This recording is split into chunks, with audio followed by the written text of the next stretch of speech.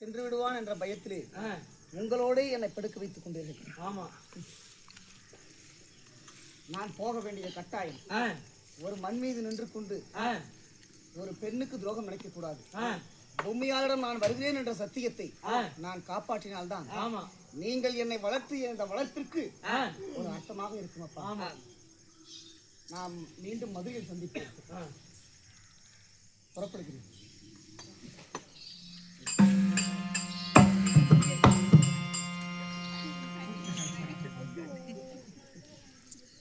அப்பா, என் தாய் தந்தை இரண்டு பேருமே நம் மகன் நம்மை விட்டு எங்கும் செல்லக்கூடாது என்பதற்காக என் தந்தையாருடைய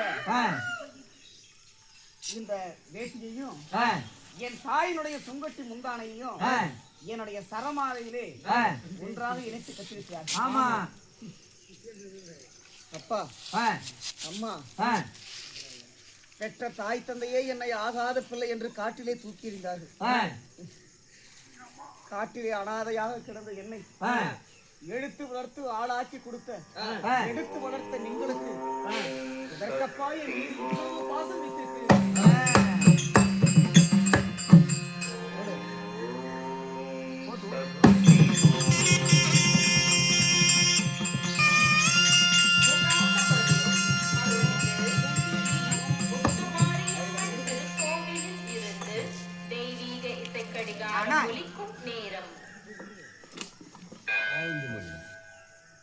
நல்ல விஷயத்துக்கு போகும்போது தெய்வத்தை வணங்கி விட்டு சென்றால் நடப்பதெல்லாம் வெற்றிக்காம. ஆமா ஆமாங்க என்று தாயும் தந்தையும் சொன்னார்கள். தெய்வம் என்பது எங்கே இருக்கிறது? எங்க இருக்குதுங்க? மனிதர்கள் மனதிலே உள்ள அன்பிலே வாழ்கிறது. ஆமா, கள்ளம் கவனம் அல்லாத வெள்ளை உள்ளம் கொண்ட மாசற்ற மாணிக்கமான தாய் தந்தை நீங்கள் தானப்பா எனக்கு தெய்வங்கள். இப்பொழுதே உங்களை வணங்கி விட்டு புறப்படுகிறேன்.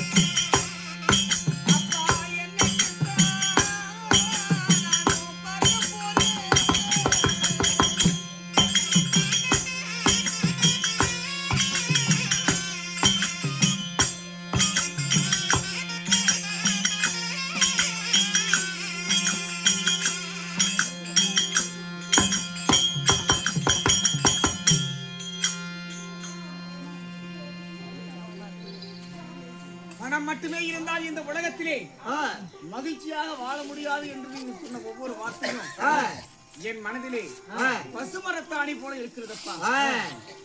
நாம் ஏழைகளாக இருந்தாலும் ஒருபோதும் கோழைகளாக சாகக்கூடாது என்று நீங்கள் சொன்ன வாக்கியம் என் நெஞ்சுரத்திலே இன்றும் ஒழித்துக் கொண்டே இருக்கிறது.